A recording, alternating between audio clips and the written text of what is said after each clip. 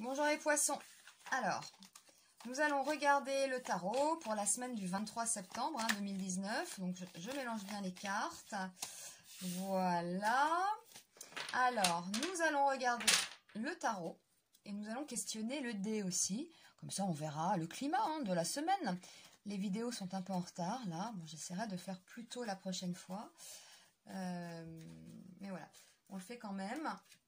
Hop, alors, pour les poissons, signe d'eau, semaine du 23, on y va.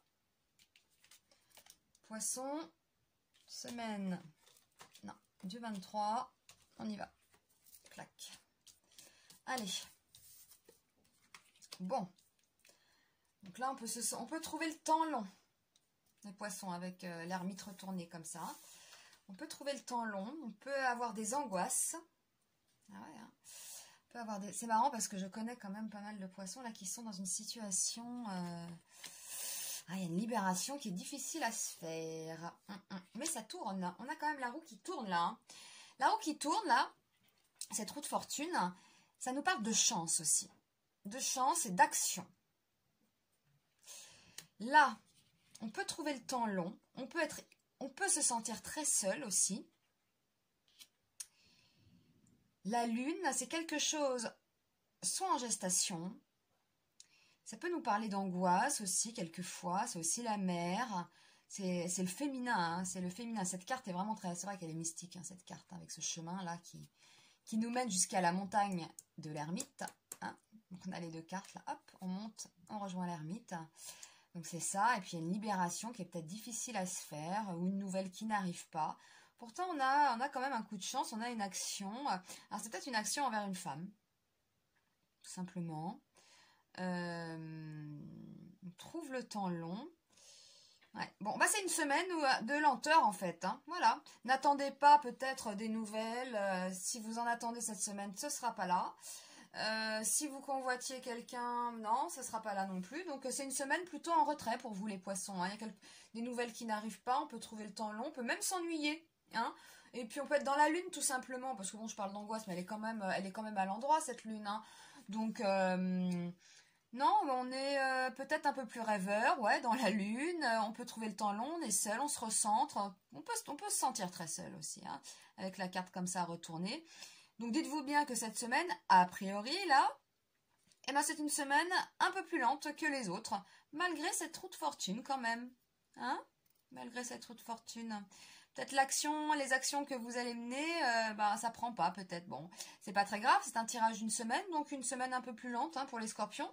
On va juste demander au dé, puis on va voir hein, ce qui nous répond par rapport à ce tirage. Donc pour les poissons, semaine du 23 septembre.